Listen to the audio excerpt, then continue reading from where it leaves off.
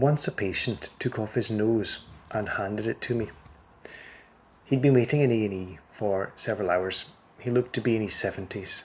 He came into the cubicle, sat across from me, and leaned over and asked me if I could please clean his nose. At that point, it was still attached to his face, and although it did look a bit dirty, I couldn't for the life of me think why someone would come to A&E with such a request.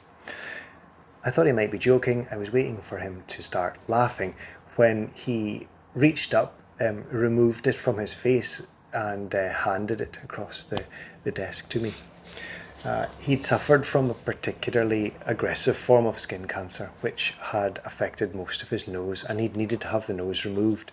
He now had a prosthetic nose, which was held in with magnetic pins, which were attached to his facial bones.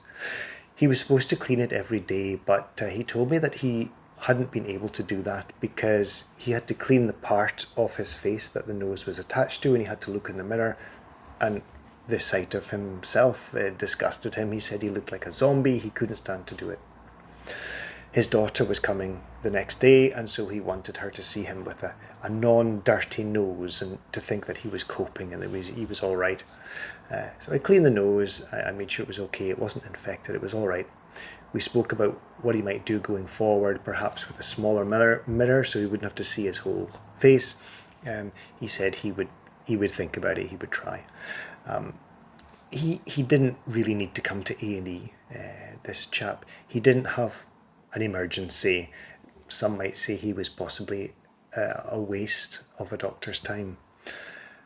But a few years on, he's still the only patient I remember from that shift. And I often wonder how he's getting along.